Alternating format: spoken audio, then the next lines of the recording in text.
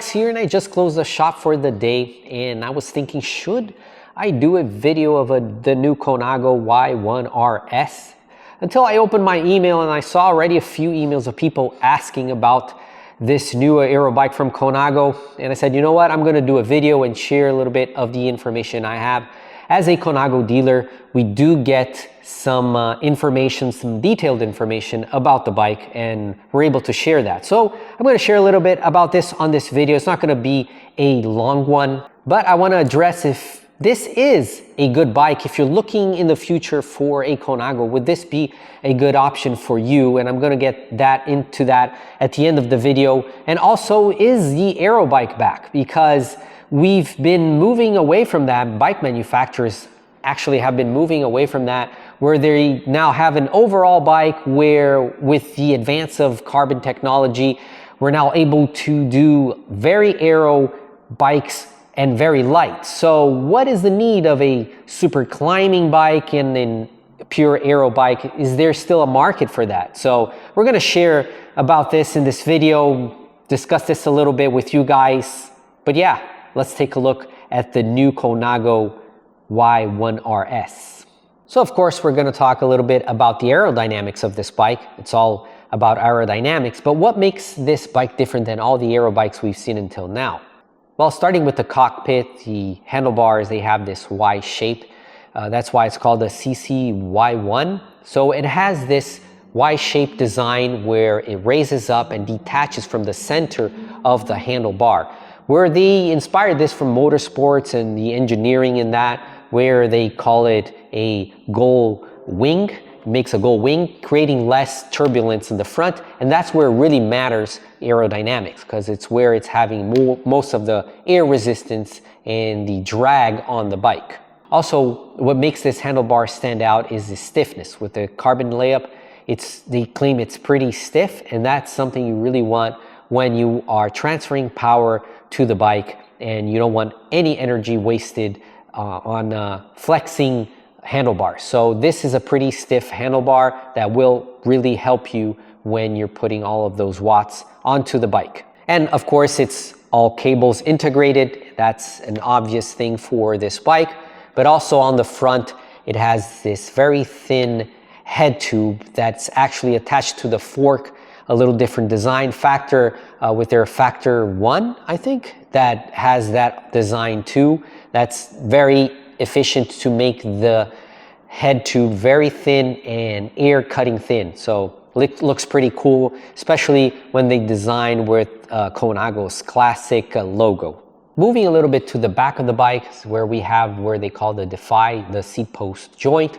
That's where a lot of people are arguing about the design. It looks weird, it looks cool.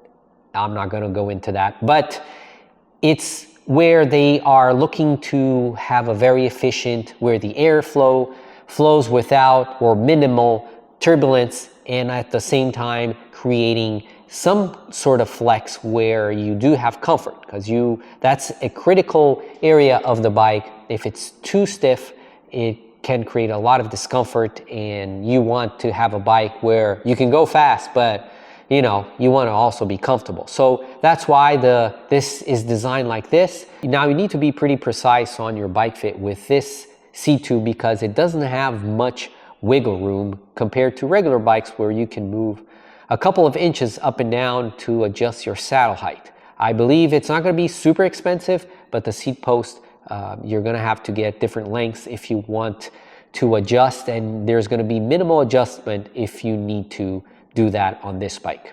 On the down tube, that's where I think it's one of the coolest parts of this bike, where the front tire is very close to the frame, and that's very important if you want to be very efficient aerodynamically. I believe you can go up to 32 millimeter wide tires. I think 30 would be ideal for this bike, creating minimal space and at the same time have a very efficient wide tire.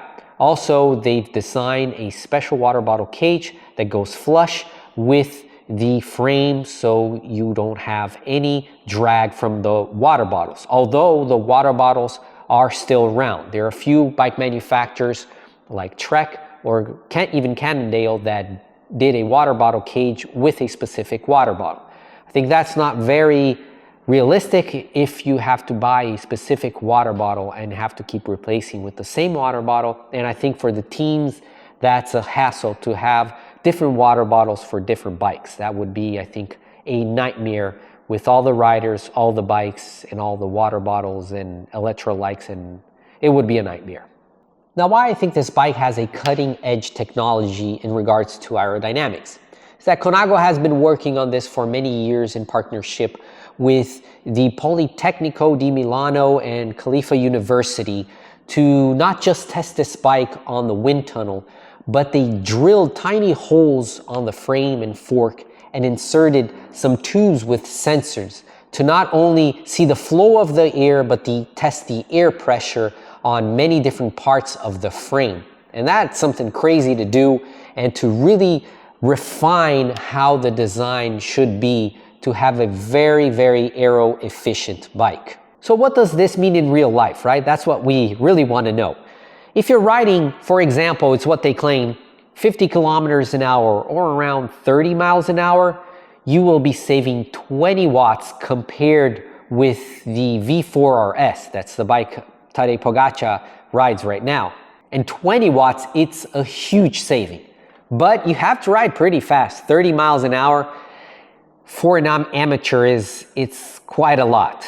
And that's the whole thing of aero bikes. If you want to really feel a difference, and where you do feel the gains on these bikes is when you're going pretty fast. If you are an average rider that's riding 18, 19 miles an hour, you won't feel a difference no matter how aerodynamic a bike is. As you start gaining speed, as you're riding in groups and you start riding 21, 22, 25 miles an hour, that's when you really feel a difference, how the bike rolls, how the bike goes on higher speeds. So definitely, I imagine Tadej Pogačar on the flat stages riding this bike. He's already super fast, but with 20 watts less, he's gonna fly. So I really wanna see him ride in this next year's Tour de France.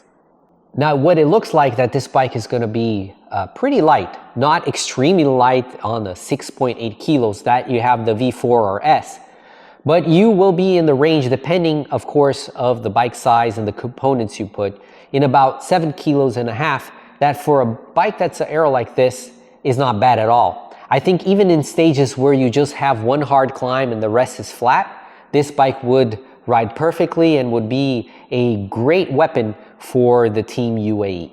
Now, going back to my question, are aero bikes back? Well, working a couple weeks ago on an S-Works Venge, I brought on the video the subject of aero bikes, and that I do notice a few customers that they complain that Specialized, for example, ditch their Venge and combine to the Tarmac SL7 the best of both worlds, right? The aerodynamic in a super light frame, and then put them into the SL7, SL8, as we all know. But I think there is a market of people that want aero bikes, that want those thick tubes, aggressive looking bike, that when you're hitting those high speeds, it rips the wind, it goes really fast. And I think, yes, I think we're gonna start seeing manufacturers coming with some bold designs and some really cool stuff in the aerodynamic space in those bikes that are super fast on the high speeds. So you're looking into buying a new Colnago, and is this the one you should get? It really depends.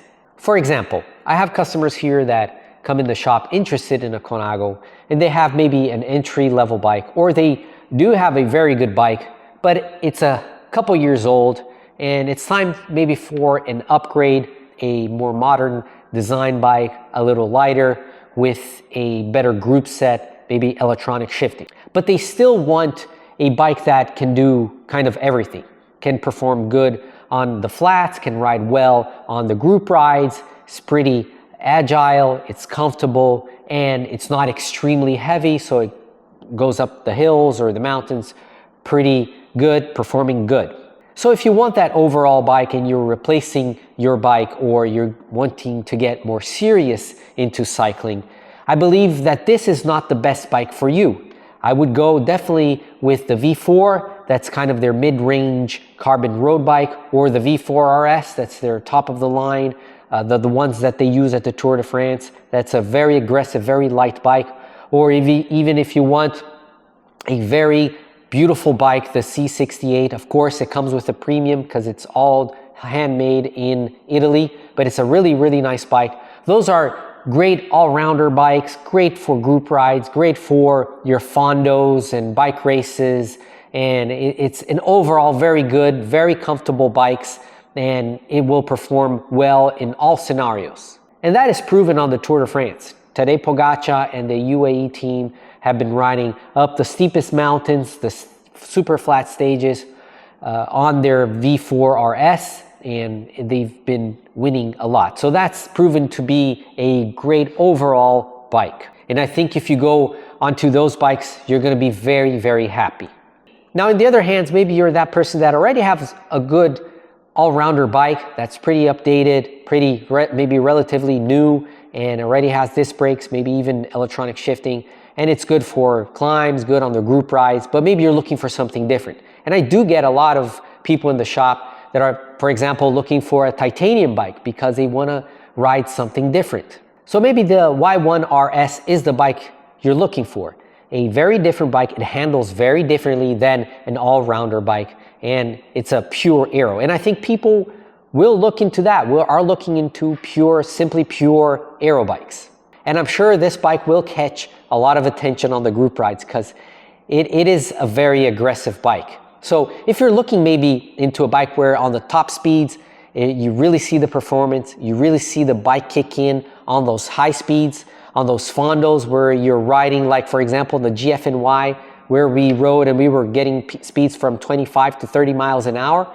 This is a bike that definitely would make a difference. You will see the aerodynamics kick in. But I can't wait to see one of these bikes on the road. I think it's going to be an amazing bike, and it's great to have one more addition, one more option in the Colnago bike family. But yeah, it's getting pretty late. I need to get back home, but let me know what you think about this new Colnago, also about the aero bikes. And if you have any questions, leave them on the comments below. And as always, guys, I'll see you on our next ride experience. Ciao.